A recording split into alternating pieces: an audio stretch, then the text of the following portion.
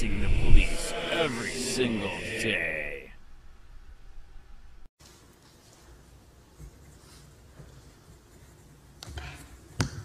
Nicole Christian, Port Charlotte. How many citations were given out for sign ordinance violations since certain language was codified as forbidden? Do any of you know? This is not Q&A. It's not Q&A. All right. I wonder how many people were jailed as a result of it. On July 27, 2021, the board was advised via email about the necessity of respecting and protecting Americans' right to protest and free speech. What changed your minds to jail people after that? For signs, for political expression in a public forum. I wonder how many on the board have never used the F-bomb in their lives.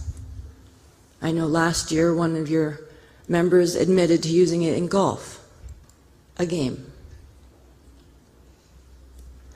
Why is it okay to use it to play golf, but it's not okay to use it when you're expressing deeply held political beliefs?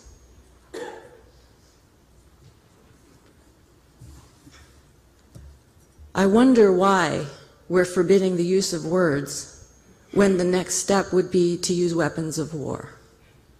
If you can't have a civil discourse, as Thomas Jefferson warned us, if truth is not able to be combated in the public forum, then it leads people to violence. I want to go on record as saying that I think it's a crime to limit the number of political signs that Punta Gorda Americans can put in their own yards to support candidates that they believe in. Thank you for the time. Thank you. Anyone else?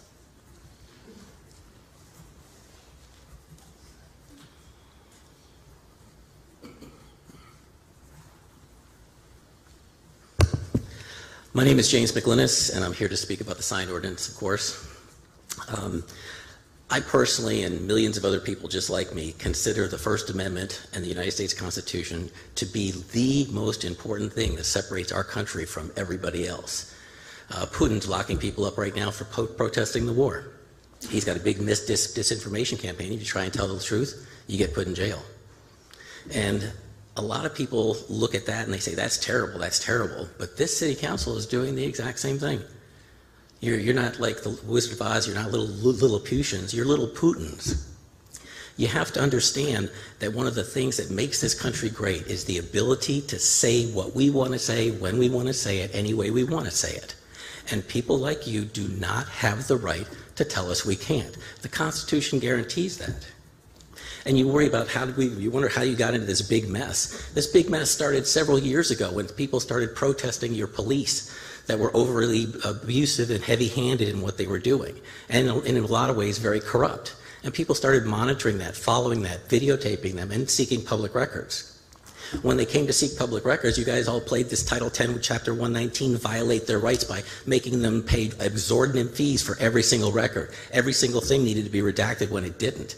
You withheld records intentionally from these people requesting records. And then, in order for them to enforce the law, Title 10, Chapter 119, they have to sue you. But in order to sue you, they have to prove that you did not give them the records they asked for. And to do that, they needed to videotape asking for the records. So what did you do then? You made it a crime to videotape inside public building. You told people coming to pick up the records that you can't videotape you asking for the records, which is a violation of Title 10, Chapter 119. It's a crime. You can't put a condition on the release of public records, and you did that. And when that wasn't enough, these people got angry and they went out and started protesting. You created the Ian McGuires and the Andrew Sheets of the world by trying to suppress people's rights. And every time you try and do that, it's going to get worse and worse and worse for you. You are going to be sued many more times than this. You're going to cost all these people hundreds of thousands of dollars by your own arrogance.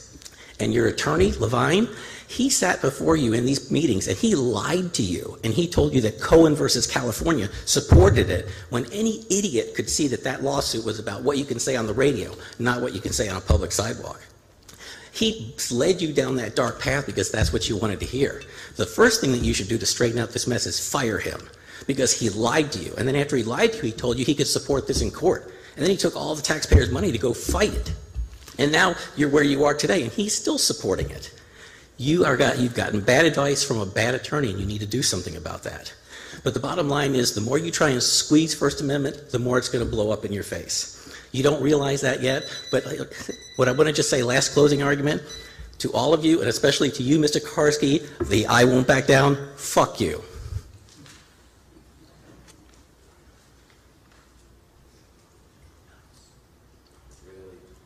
Anybody else? Yep. Okay. Is there anyone else that would like to address council before we move on? Last call. If you've spoken once, you cannot speak a second time. Is there anyone else that would like to come forward and speak? Okay. Excuse me, you're out of order, sir. You're out of order. You're corrupt and you will be sued multiple times. Yep. We will address it. Okay, we do have a couple of folks in the audience that have submitted their names for border committees. If you'd like to come forward and introduce yourself, please come to the... Morning, my name is Dave Kalin, here to speak on item 8D, which references the sign ordinance. I'd like to start by thanking you for giving the time to speak. Many of you, as elected officials, have taken the oath of office, which is to defend the Constitution and the Bill of Rights. That is the first role of government, is to protect the people under the Constitution and the Bill of Rights. When we look at the sign ordinance and what it has created over the past duration of its enactment, has been just nothing short of shameful. As we move forward, I would encourage each one of you to consider this very carefully, because just 54 short years ago, a black Baptist pastor was assassinated for his political views in free speech. Speech that is now accepted and cherished in our heritage as Americans and African Americans, that we are all equal. Wasn't so just 60 years ago. So I would encourage every one of you to seriously consider, as you move forward with this sign ordinance and what it has done to our community, the divisiveness of it, and let's work to pull ourselves together and not divide. Thank you. Thank you. Podium, state your name for the record, and you will have 3 minutes. Good morning. My name is Michael Hirsch. I live in Seminole Lakes. I'm here to talk about your essentially repeal of the egregious unconstitutional sign ordinance. It's little comfort to stand here and say, I told you so. I'm really here to say, now what are you going to do to make sure it doesn't happen again? Most of you voted and passed a sign ordinance that was blatantly unconstitutional. You should have known it. The only supporting document I could have brought with me is the Bill of Rights, and that could be displayed up there too. You should have known it. Your city manager certainly should have known it, and I'm sure your city attorney knew it. The problem was nobody stood up and said to the council members, you can't do this, it's unconstitutional. So what you essentially did is passed an ordinance that has cost me and everybody else in this room probably upwards of $150,000 to maybe $200,000, maybe more. We need an accounting of what it's cost in not only out-of-pocket costs for attorneys, court fees, police overtime, and enforcing this egregious act. I've been a journalist all my life. I've been in radio and television the past 20-some years as an author. My livelihood depends on the First Amendment. You people didn't just bump it. You ran it over. Backed up and ran it over again. It was a Kyle Schwarber 492-foot out of the park, no doubter. The question is, what are you going to do to keep from doing that again? I need you to say that you will empower your city attorney not to be in fear for his job, same for your city manager, but to stand up in public at a city council meeting and say, don't do that. It will cost the citizens of this city a lot of money. It's blatantly unconstitutional. It will embarrass Punta Gorda nationwide. You can't just sit there and vote for it and ho-hum and walk around and say, well, we had to do it because people were asking us to do it. Mr. Levin and our city manager, you need to stand up and say, don't do that. And the city council needs to empower them to do that and know that they won't be held in fear of their jobs if they actually do that. The First Amendment is just about as important, more important than anything we could possibly be dealing with. You need to respect it. Thank you. Is there anyone else that would like to speak?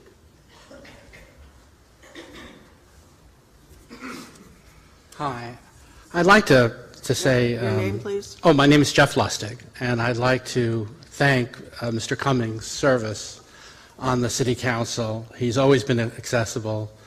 The work that he did to push forward the codes for the building codes and to make us into the 21st century was really very helpful, and it's not unnoticed. He was always available to talk to and to discuss things. On another note, I worked for 40 years in New York City, and there was a thing called the small claims court that you, as a small business owner, was terrified to go into. You knew you were always going to lose when you went up there. But it allowed people to have the redress so that they feel that they were being taken care of. It made the business owner more amenable to settling any kind of conflicts. The reason why I say that is it's the difference between theory and reality. In theory, I'm correct that the person didn't have a right to this merchandise or whatever, but in reality, you were going to lose and you're going to have to pay this money. The same is true with some of our ordinances, and what I'm concerned about is the ordinance of 15-48E, the recording of city workers. The recording is dependent on the city employee if he wants to or not to be recorded, and therefore if the employee feels good about the recording or that he's on the side of the individual who's making the recording, he will allow that for public view, but if he's not, he won't allow that, and therefore you won't have the same time, place, and manner problems that you had with the other ordinance. The other thing is that there's a disconnect between patrol officers' body cams and Marcy's law. And you need to address, the police can't delete those kinds of images or redact those. It's part of the city council or the people who work in the government to do that. And so you need to look at how you can get those two things in order so that people's informations are protected in public. And again, thank you very much, and thank you for repealing the Section Z on that ordinance. That was very important to me, and I hope that we can avoid frivolous lawsuits in the future by being proactive and have the city attorney look at these things to see what potentially we could be sued for. Whoever thought that Roe v. Wade would be overturned, whoever thought that affirmative action was going to be overturned. It requires us to look at all of our ordinances again to see what our liability is. Thank you. Thank you.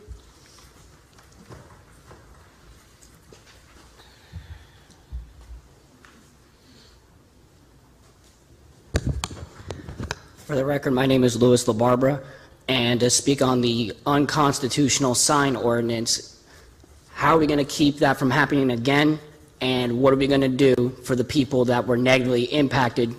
For example, Andrew Sheets, who was fined up to $5,000 due to this unconstitutional ordinance, and a lien was put onto his house. He lost business, and his name was defamed multiple times.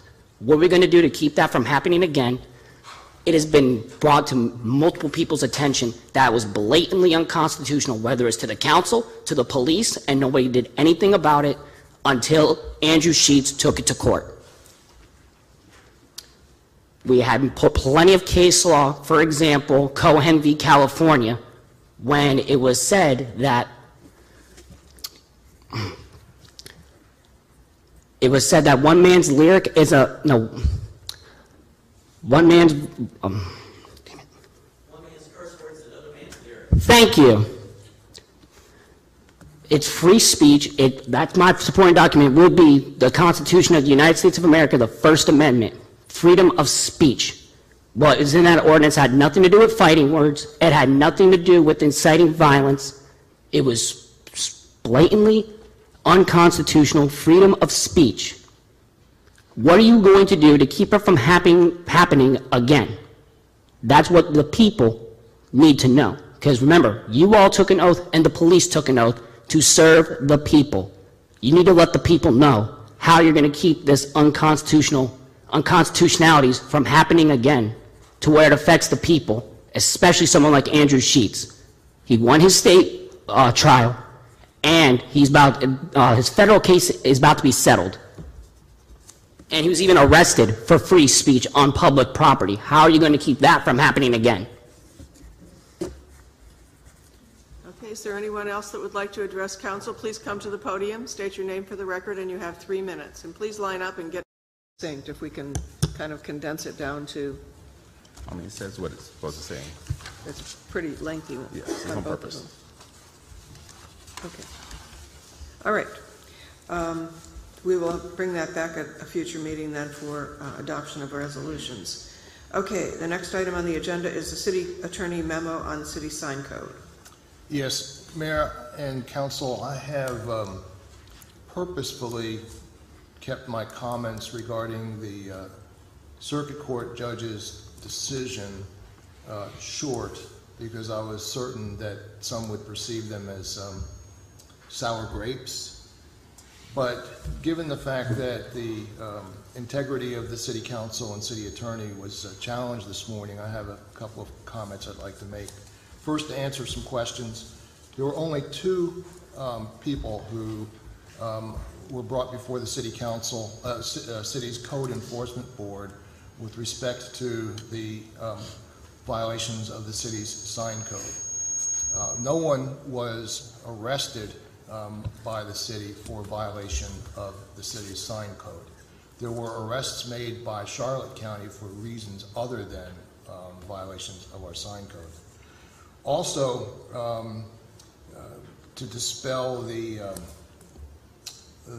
conspiracy theory that was presented this morning, the genesis of our sign code revisions was actually a U.S. Supreme Court decision, Reed versus Town of Gilbert, Arizona. In that decision, the U.S. Supreme Court found an ordinance that was substantially similar to the city's sign code as being violative of the First Amendment because it was predominantly content-based restrictions on speech. I had advocated to the City Council for a number of years following the Supreme Court's decision in that case of the need to amend the city's sign code to be consistent with the finding of the U.S. Supreme Court regarding the content neutrality of our ordinance. In the course of developing the city's sign code, there were certain instances of use of indecent speech and questions whether or not the city could constitutionally regulate the indecent speech that was appearing on flags and other signs following the presidential election. After doing a substantial amount of legal research on the issue, I relied upon a U.S. Supreme Court decision in Pacifica Foundation versus FCC, which was a case where the Pacifica Foundation owned radio stations, one of which broadcast a political satire monologue by comedian George Carlin, utilizing a number of the quote-unquote dirty words, as he used it and as the Supreme Court recognized them, in a radio broadcast that could be heard by children under the age of 17. It was broadcast during the day. And the U.S. Supreme Court upheld the findings of the Federal Communications Commission that the broadcast of indecent speech, as they were defined by the FCC, was constitutional, given the fact that it was intended to protect children from exposure to such indecent language. I was also familiar and researched what was widely quoted and still is today, a U.S. Supreme Court decision in a California case called Cohen versus California. In that case, Cohen was wearing a jacket in a courthouse which had F the draft. And of course, it was the full word that was used, not the abbreviation. That case was actually a case where the local jurisdiction cited and convicted Cohen of disturbing the peace. It was not a sign code case. It was not a case anything but disturbance of the peace. And the U.S. Supreme Court decided in that case that the use of the F word without anything further was not disturbance of the peace. When this court, and based upon the precedents not only of those two cases but other cases that I researched very thoroughly, I presented an ordinance which defined indecent speech in the same fashion as it was defined by the FCC in the Pacific Foundation case, which was upheld as constitutional by the U.S. Supreme Court.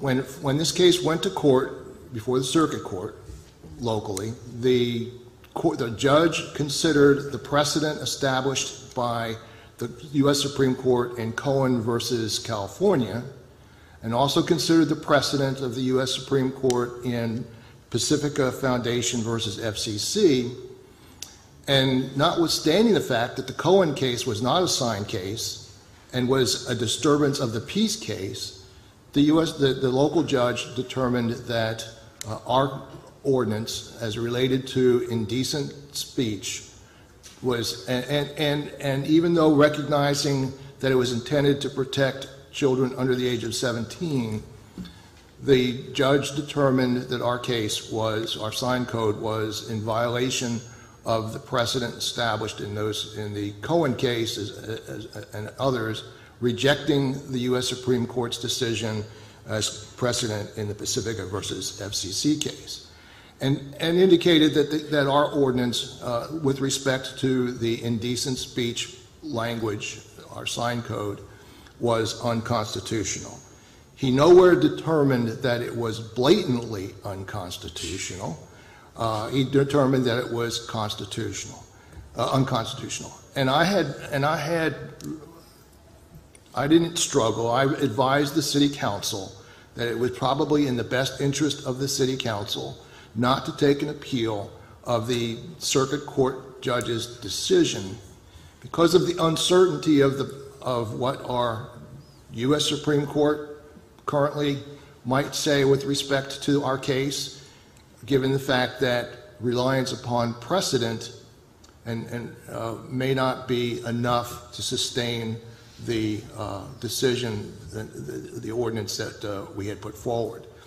So I have made the recommendation to the City Council to amend the ordinance to take out the language as it relates to indecent speech, to take out the language as it relates to fighting words, and to take out the language as it relates to obscene speech, so that there would be no further challenges of our ordinance as it relates to violations of free speech. But I do want to note, notwithstanding what others might say, it has been absolutely found by the U.S. Supreme Court that the freedom of speech is not absolute. We are well familiar with exceptions to, and content-based exceptions to the First Amendment. Stating false statements under oath, perjury, is an exception to the right of free speech. Slander and libel is an exception to free speech. There's a whole host of other well understood classifications of speech that are considered to be exceptions to the First Amendment's right of free speech. And as I had researched the case law, and again, relying predominantly on the Pacifica Foundation versus FCC case, which it intended to address the same concerns we had when we adopted our ordinance, recognized indecent speech as an exception to the right of free speech. So my recommendation before the City Council today is to authorize me to draft an ordinance for your consideration that would delete the fighting words, indecent speech, and obscene language provisions from our code. Thank you. Any questions? Debbie? David, would this still prohibit the reprehensible activity that went on outside in front of the school? Or are those signs also protected by free speech? All right. So I was not and am not directly involved in that case, but it was my understanding that Mr. Sheets was cited for things that were not directly related to the sign language on the sign itself. It was his behavior that caused the sheriff's office to enforce their codes, not the city's sign code. Okay. Jaha? I had problems with this shortly after it was passed because, like David said, that the purpose of this was actually to ameliorate, to create a content-neutral code based on our past code. The issues I saw was that I found that some of our members were actually using the code then as a way to actually openly basically say to restrict speech, I don't like seeing this sign, I don't like seeing this shirt. And I found that once we added the intent behind it, that actually then I did see it as becoming restricted on speech. But I didn't say anything because it was going to litigation, so I just waited until it was done. But I am happy we're here because I do feel that in the air there is some intent to restrict speech through this, and so I think it's better we take that language out of the code. Anyone else? Okay, so if we were to accept the proposed amendment, then we'd have to bring that back to council? Yeah. And will it have to go back to Planning Commission or anyone else before it comes to us? Well, it would not need to come back before the Planning Commission, but the procedure has always been that before we present to you an ordinance for adoption, that we present it to you, the text or the concept for your discussion and then determination as to whether you would authorize the preparation of the ordinance. So pursuant to that policy, that's what I put on the agenda today, and again would request your authorization to prepare an ordinance that would come back before you, amending the code as I provided in my memo. Okay. Does anyone want to make a motion to that effect? I'll make a motion. Second. Do we have a second? Yes, second. Okay, we have a motion and a second to have the city attorney draft official documentation for a proposed amendment to the sign code. Is that correct? Yes. Okay. Any further discussion? All those in favor, please signify by saying aye. Aye. Aye. Opposed? Motion carries unanimously. Thank you. Thank you. Okay, the next discussion is land development regulations code testing.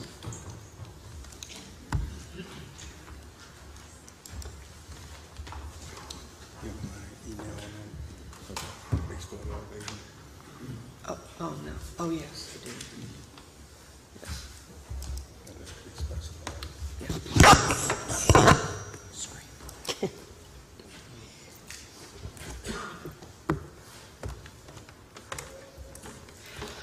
Good morning. For the record, Joan LeBeau, Urban Design Director, and we are here again to discuss the code testing portion of this project. As many of you know, we have been involved in this since we started and approved the Plan Punta Gorda City Master Plan in 2019. We made some changes to our comprehensive plan. We have several drafts waiting to be reviewed against the final land development regulation changes, and they will be added